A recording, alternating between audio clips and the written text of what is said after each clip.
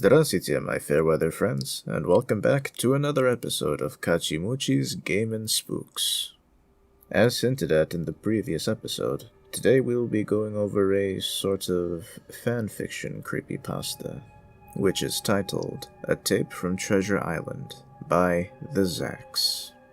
If the title didn't give it away, this is meant to be a fan sequel to the original Abandoned by Disney story by Slimebeast. Interestingly enough, the story expands on the entire abandoned Treasure Island resort that was mentioned in Slimebeast's story. Being that Abandoned by Disney centers around the fictional Mowgli's Palace, it only briefly mentions Treasure Island as being abandoned in the first place.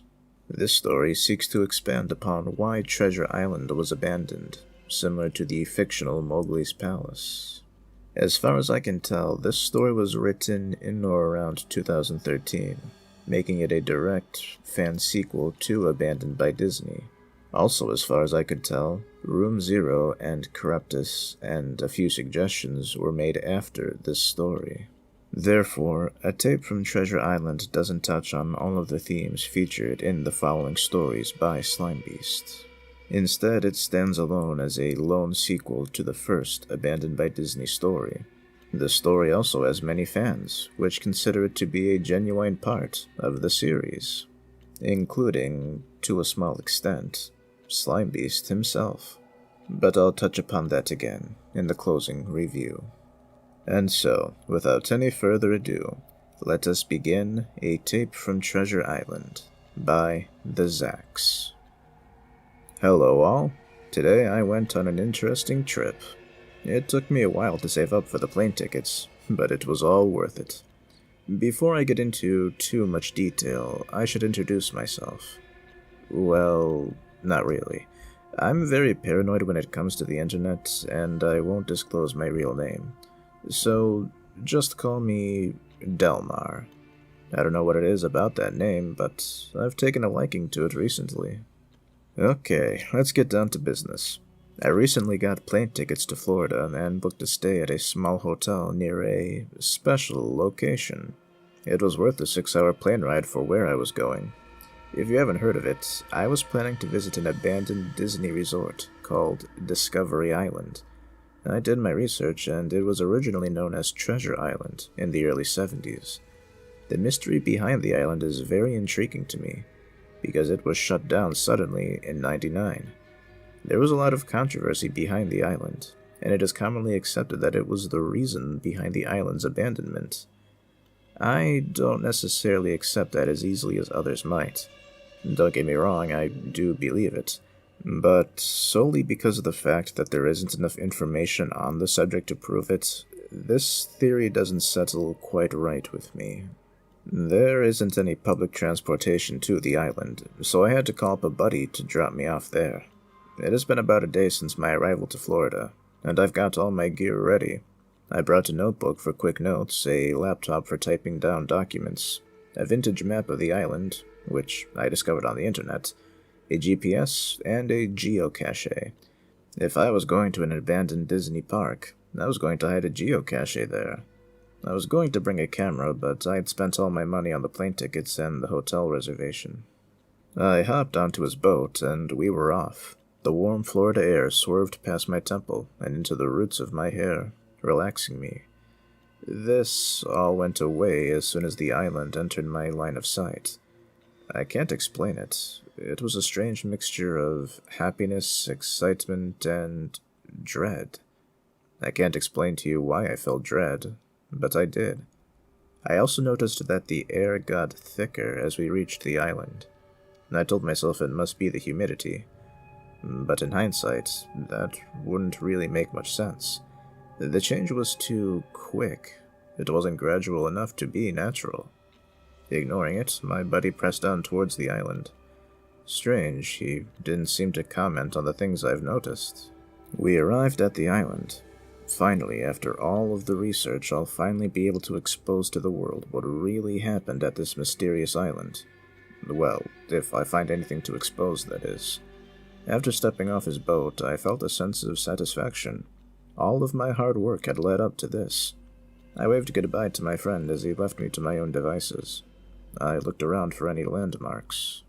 After finding one, I figured out where I was on the map and headed off for where I thought the most plausible places to find information were.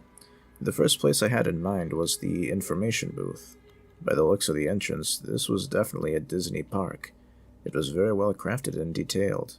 Most of the display looked sun-damaged and a bit cracked. Some of it, you could say, looked sandblasted. Well, I guess the years of wear and tear from the unforgiving Florida weather took its toll. I continued until I reached what looked like the information booth. The sign was faded and the paint was chipping. It was hanging on by a nail and it obscured my view on the inside. I slid it out of the way.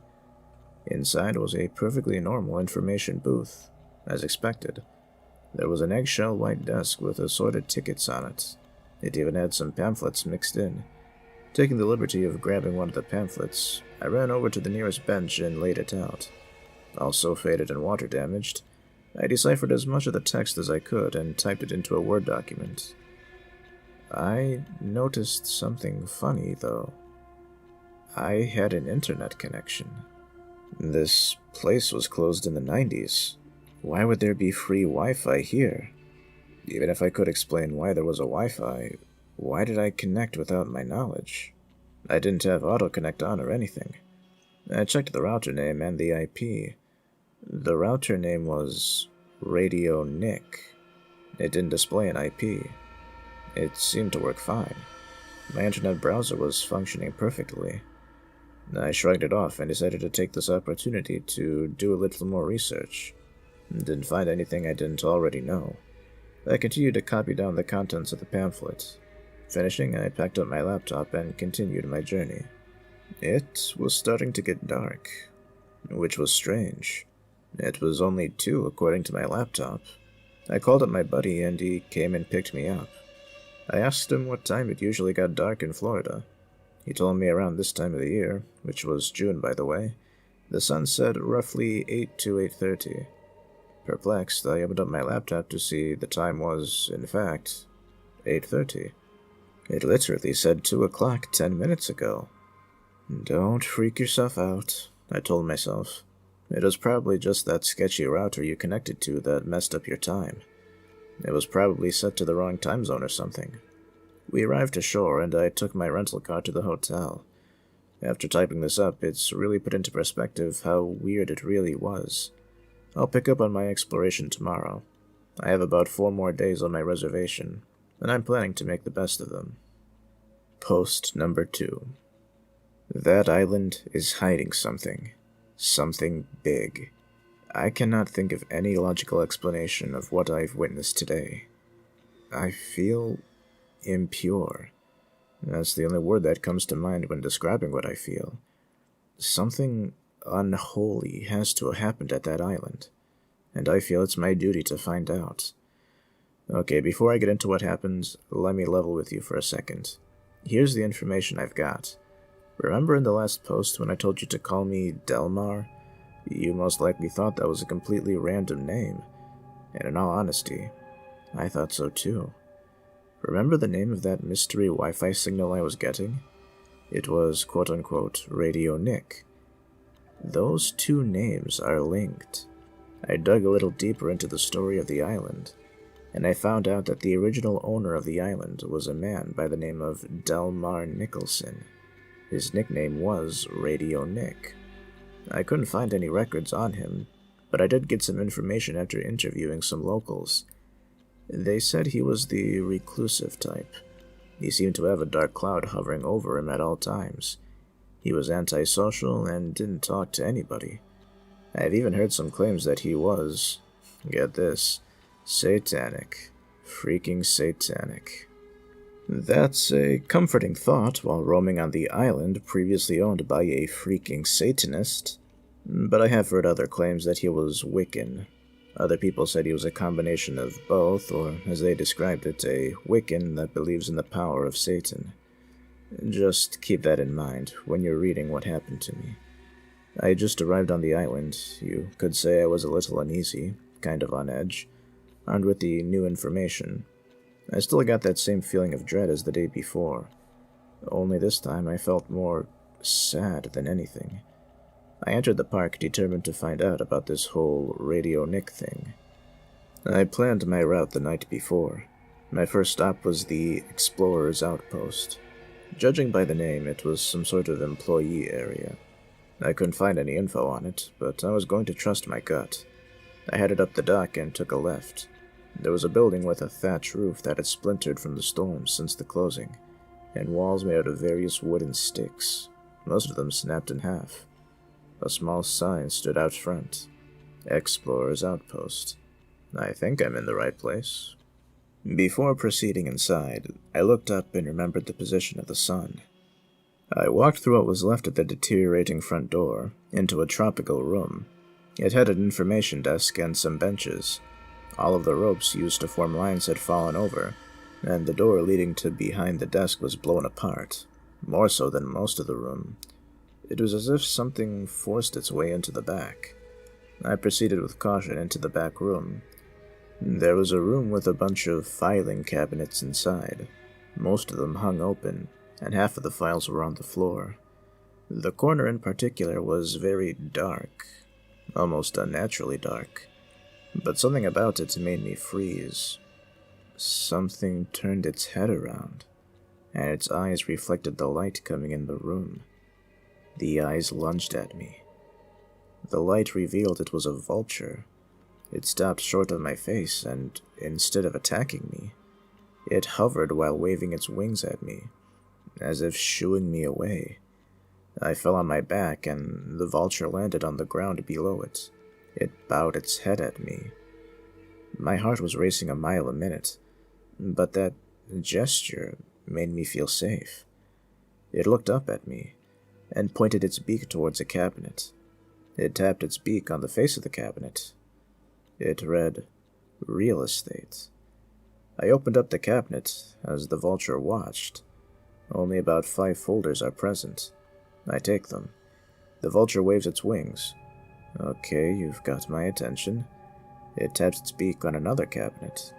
It was the employee records. I take those as well. To my surprise, I turn around for more instructions, and the vulture was gone. I didn't hear it fly away or anything. It was just gone. I wouldn't say I fled the island, though I briskly walked at a pace that you could compare to running in fear. I sat at the dock and waited for my buddy to come pick me up. When he arrived, I was so relieved. But as soon as I stepped onto the boat, this overwhelming feeling of fear and dread overcame me, and I felt really dizzy. I fell over into my buddy's arms as he drove me home. He's a good friend. I took it easy from there. I still feel really uneasy and sad about, well, I don't know. I feel constricted for some reason, as if there is something looming over me, something that I couldn't control. Well, despite my mental condition, I'm still looking into what happened on the island. I should probably start looking through those papers. See you all soon. Post number 3. Guys, this is going to be a very short post, but this is the information I got. It perfectly correlates with what happened yesterday. I was looking through those employee records, and my suspicions have been confirmed. That Radio Nick guy was a huge Satanist. The employee summary says after the island was sold to Disney corporations, Radio Nick, we'll call him Nicholson, applied as an employee after the island construction was completed. They assumed it was because, quote-unquote, he couldn't bear to leave his beloved island. In the first couple of years, he acted normally. But in his later years, just before the closing, other employees noticed a change in his behavior. Every day, like clockwork, he walked into the jungle by the South American aviary section, not to be seen for a couple of hours. His superiors continually told him that this behavior affected his workflow. This eventually led to his termination. Interestingly enough, the employee summary just abruptly ends there. But handwritten after the end of the summary was some Russian text. It took me half an hour to decipher the individual symbols, and I finally translated it online to the word Lucifer's Foul Game. This astonished me. It left me a bit confused. I analyzed what it could mean, and I've come to the conclusion that this whole thing has to do with birds. The vultures were the key. I read up that in some cultures, the vulture is considered to be a symbol of good. It makes me think that these vultures are trying to protect me from something, as well as exposing the truth. I have also read that there was a controversy connected to the vultures that took place while the park was still active. Disney employees were killing vultures because they said, quote-unquote, they were endangering the avian life on the island. I think these vultures were trying to get rid of the birds because they were connected to something evil. Or someone. Someone by the name of Radio Nick. That's all I've got so far in terms of theories, so if any of you have any critique to my theory or any information that could help, please don't hesitate to contact me. I should also note that I used all my food money to buy a digital camera. Nothing fancy, it's actually quite cheap. I'll be sending pictures if I can. I'll be leaving for the island soon. Wish me luck. Post number 4.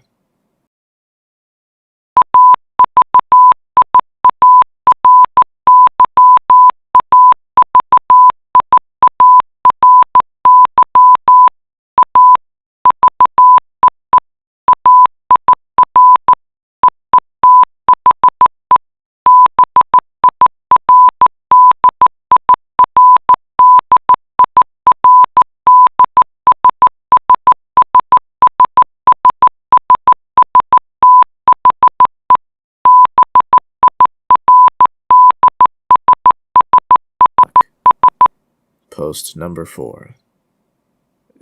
Hey guys, this is Delmar's friend. I'm the one who's been boating him back and forth from the island. I have some weird news for you guys. Delmar is currently incapacitated and incapable of getting a post out. He's out cold on his hotel bed right now, and he's been having night terrors. I'm worried about what he's been doing out on that island. All I really know is he's been getting tenser every time I take him there. And the most recent ride I gave him, he tried to pass off one of those dollar-store disposable digital cameras as something to use on a vacation. I let him borrow my camera, and he graciously accepted. After leaving, I was only in my house for 15 minutes before receiving a text from him. The text said, "Come now. C25VD2H PDGU =." I ignored the gibberish at the end and raced to my car. When I arrived at the island, I found him face down, out like a light on the ground. After failing to wake him up, I just carried him on the boat and brought him to the hospital. The doctors said he was okay. At first I thought he was knocked out with a concussion, but they examined him and found nothing wrong. They just prescribed him some rest. So I did just that. I know this blog is important to him, so I thought it would be right if I posted something while he's unavailable. Just wanted to update for you who follow this blog. He should be awake by tomorrow. Post number 5. I'm done. I'm done. I am never setting foot on that island again. I just got home from Florida. I waited a while before typing this post for the sake of my sanity. Let me explain what happened. I just woke up and I don't remember anything. My buddy was there, and he explained what he saw happen. We talked for a while before he left because he had errands to run. I got comfy on my bed and turned on the TV. The TV illuminated the room, and I noticed the camera that my buddy let me borrow. I guess he forgot it. I get out of bed and pick it up, and turned it on to see if I should charge the battery. It's common courtesy. It was then that I noticed there was only a couple minutes left on the tape. He gave me a blank tape with about 2 hours of footage on it. That means I recorded something. That's impossible, though, since I had only been on the island for about half an hour. A morbid curiosity overcame me, and I decided to plug it in and watch it. It started off with me waving goodbye to my buddy. I began to hike through the island. The video cut to me at the aviary section of the island. Keep in mind that I don't remember any of this. I was looking around for anything that might answer some questions. I headed for the maintenance area behind the bird exhibits. I closed the door behind me, being the genius that I am. It was somewhat dark in there, light enough so you can see, but dark enough to make you feel uncomfortable. It was a room full of bags of birdseed, some ripped open and spilled on the floor. There was a bucket in the corner, from what I can see with some scrapers next to it. I could only guess that's what it's for. I continued on into the dim room, when I find a room with a bunch of pedestals scattered on the floor. It seemed like they were ripped off something and hastily thrown into the back room. I put the camera on a nearby AC unit and watched myself pick one of them up. I looked surprised and a bit scared. I showed the camera the face of the pedestal. It was one of those information pedestals that taught you about the bird it was showcasing. It had an upside-down pentagram burned on it. I paused the tape to clear my head, after which I continued, bracing for the worst. I picked up another one and showed this one to the camera. An upside-down cross with what appears to be a crude Mickey Mouse nailed to it. I put it down slowly, but a bang made me freeze. I stood there for about 10 seconds, before something made me grab the camera and run.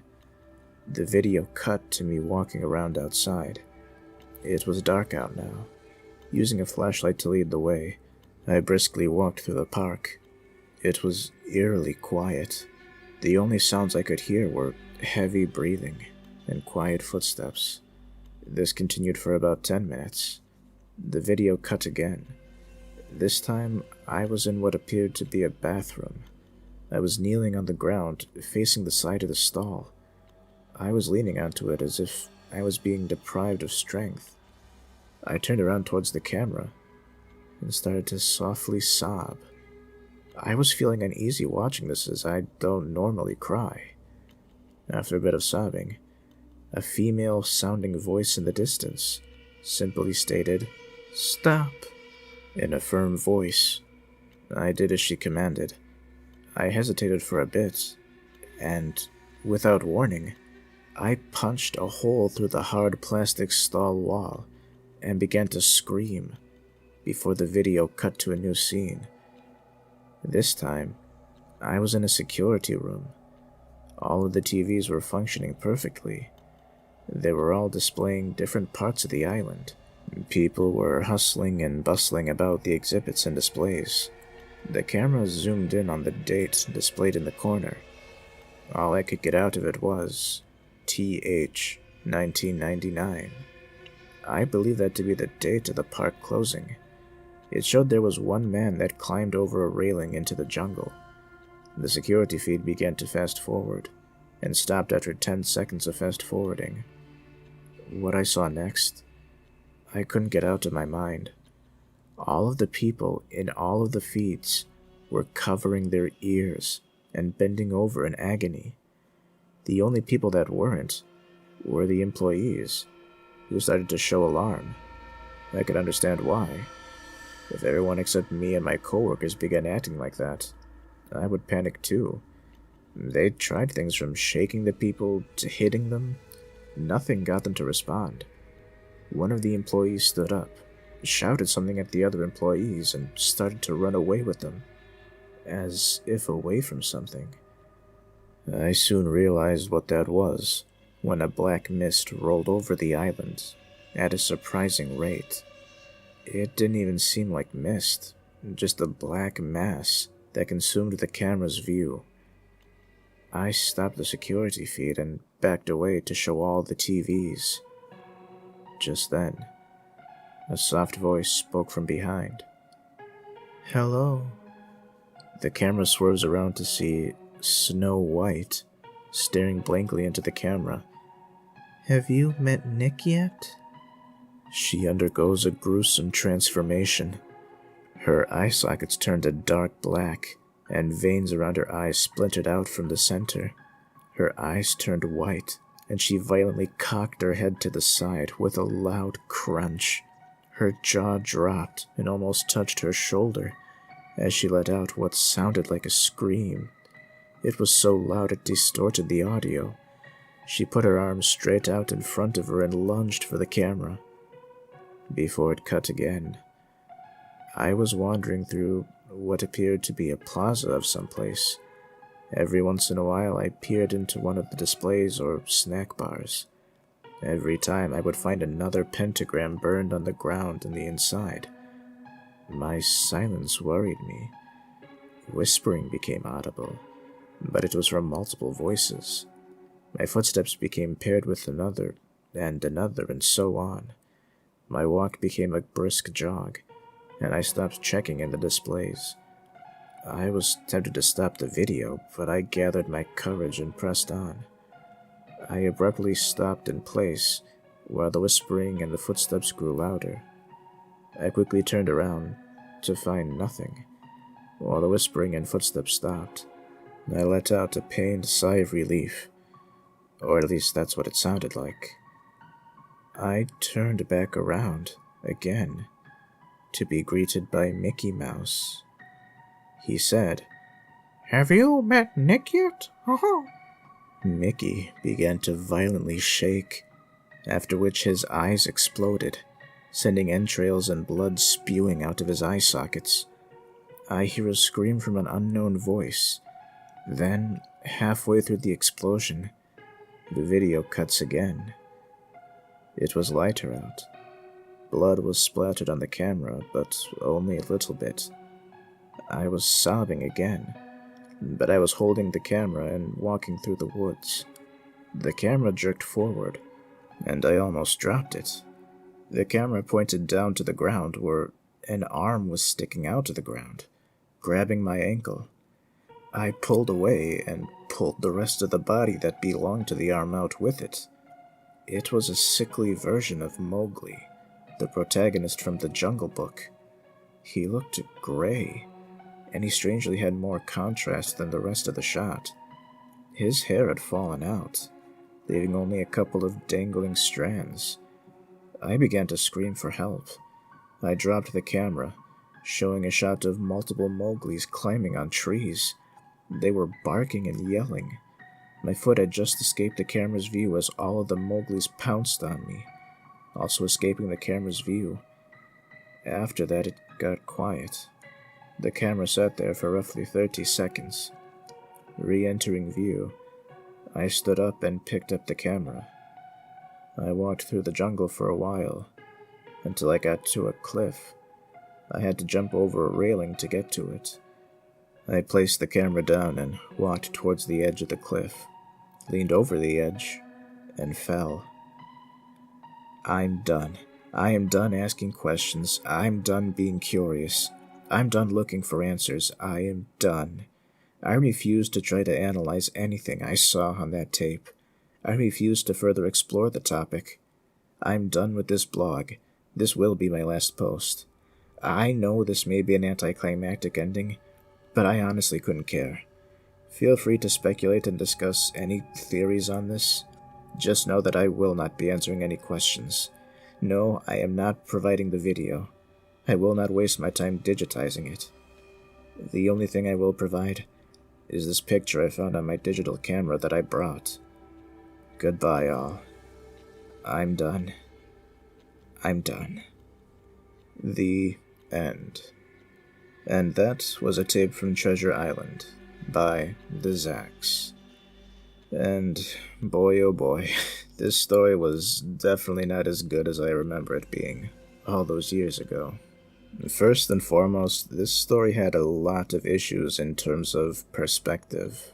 The main character makes it clear that these are meant to be journal entries, although in almost every single one he uses the present tense to refer to himself and the things that he's doing. Also, speaking of journal entries, the story displays a very common cliché of the establishment of a journal that only ends after a few chapters. The author could have fixed this if they implied that this series of events was actually part of a much larger blog that was simply snipped out. The rest of the story is also quite nonsensical, even by creepypasta standards. The story introduces many concepts, such as vultures being a force of good and the original owner of the island being a Satanist, but they don't really have anything else to do with the rest of the story. It seems like in the first couple of posts, the author had a decent idea of what he wanted to write for the story, but by the end he just took as many creepy things as he could think of, put them in a blender, and just created the final post, making it very nonsensical. The author admits that it's an anticlimactic ending, and some might even argue it's realistic to quit after everything that's happened to the main character, but I don't find that as an excuse. It isn't a very satisfying conclusion. But at the end of the day, this is after all a fan fiction, so credit should be given to the author for at least trying to create something derivative, and using his imagination. Slime Beast references this story, perhaps loosely, in the story Corruptus, with the Disney Corporation recognizing the vultures as a Corruptus, as an unidentified species, thus being the reason for the island's abandonment. That, or Slime Beast was just referencing the real treasure island that had the real issues with vultures, and I made that connection just in my own head. At any rate, this story was an adequate attempt to try and fill in some of the gaps left by the Abandoned by Disney series, and though it possesses many shortcomings, it was nevertheless a very engaging story. And hey, even after all this time, it's still remembered by many as part of the Abandoned by Disney series, albeit unofficially. That alone has got to count for something.